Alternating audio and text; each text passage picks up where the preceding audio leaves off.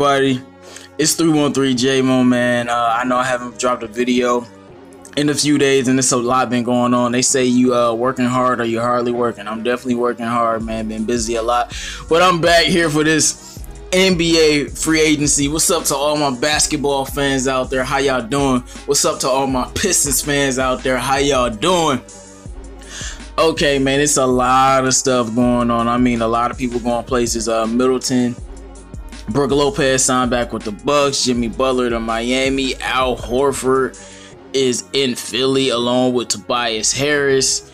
D'Lo is on the Warriors. Look, man, I just gotta say one thing, bro. If the Lakers get Kawhi, cancel the season. I don't really want this to happen just because I don't want the season to be canceled.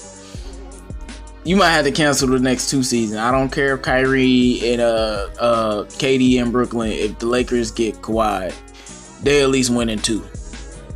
Now, JJ Redick went to New Orleans. I won't name that every single move, but just the moves that, you know, that I was like, oh, okay, that could be a big deal. OKC fans, I've been talking to them. I believe more in their team than they do. They feeling bad because they ain't getting nobody. I'm like, you still got Russ and Paul George, and they both had surgery at the end of the season. So, you know, so that lets you know they wasn't 100%. They'll be back to form. I mean, Paul George was top 3 in Defensive Player of the Year and MVP voting. Westbrook is Westbrook. Dame Lillard signed back with the Blazers and the Utah Jazz. These guys been making some moves. I mean, they got Bogdanovich along with Mike Conley and Donovan Mitchell. Oh yeah, the Jazz might be a top 4 seed. Like, they are going to be good. The Spurs are up in the air. The Clippers are waiting on Kawhi, or they're a bust. And, you know, it's just a lot of crazy things going on. You know, the Pistons got DROSE. The Pistons are trying to get JaVale McGee. I don't know how they could afford JaVale McGee, but if they get JaVale McGee, that's huge for our huge for our basketball team. But I'm going to get into the moves that I thought were, like, really slept on. But first, we got to talk about DROSE, man. Now, I know a lot of my fellow DVE vid makers, you know, a lot of YouTube channels, they like this DROSE move, and it's a few of us that don't. I know Pride Time B doesn't really like it. I know Man Beast doesn't really like it. Mondo Ray Moore, I don't know if he likes it or dislikes it. Shout out to Mondo. I know Nomis and King love the move. I think Detroit Drew loves the move. So some people love the move. If you saw me in the comments, I don't really like the move because I'm just thinking about it from a basketball perspective, and I got a few different angles.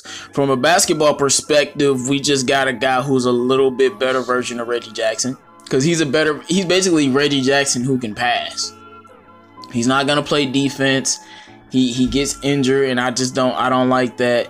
But he can pass the ball. He can score the ball. He's a pit bull. He's a dog. You know, he fits that Detroit mold pretty easily because he's Derrick Rose. Still, I'm thinking about this from a basketball perspective, not a fan perspective, or I want a big name perspective.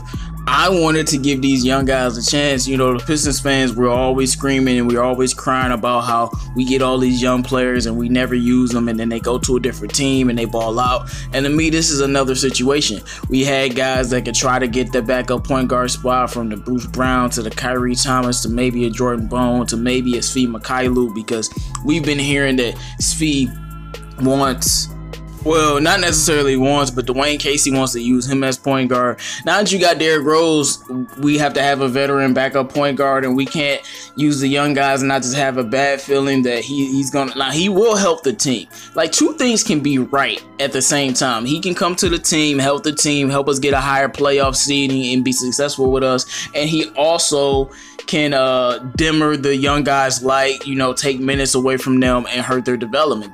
Both of those things can be true. And my thing is, I have a bad feeling we get DROSE, and hopefully he stays healthy, but that's really up in the air with DROSE. But besides his health, we're going to end up losing one of our young guys next year, and they're going to go to another team and ball out. And I'm going to be like, this is exactly what I'm talking about. We didn't give them no minutes because we got Derrick Rose. And that's even with some other positions as well. And that's just my take on this. Besides, you know, a basketball perspective as a fan, because I like D-Rose a lot, but I just don't want it to hurt our young guys. Now, quick thing: Stephen A. Smith's face when he found out, you know, the Knicks did not get Kyrie or Kevin Durant, and they went to the Brooklyn Nets. Back to the video. I just had to do that for y'all. But it is what it is, man. D-Rose is here now. I can't complain about it because he's here. Even if I wanted to give our young guys a shot. I just hope our young guys some way, you know, somehow find a way to get on that court, man. Because I'm looking for the future of our point guards, and now we got two guys that are basically the same in a sense. D-Rose is better. I'll even say he's better than Reggie now, but they're basically the same. And you know, it is what it is. It's whatever, man. Like, he's here. He can help us win games. I'm not gonna be overly upset about it, but I just feel one of our young guards is gonna leave next year and ball out somewhere else. And it is what it is, man.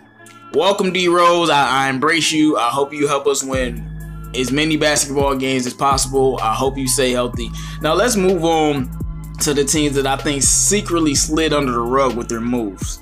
Now, just because I don't mention the team doesn't mean that I think they slid under the rug, but these are the two teams. Now, like I already mentioned Utah, Philly, you know, they did well, but the Pacers got Malcolm Brogdon. But it's actually the Warriors and the Pelicans. I mean, the Warriors getting D-Lo.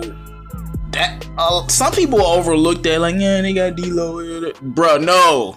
Because when Klay come back, you gonna have Klay, Steph, D-Lo, Draymond, and they're gonna find another wing in the center.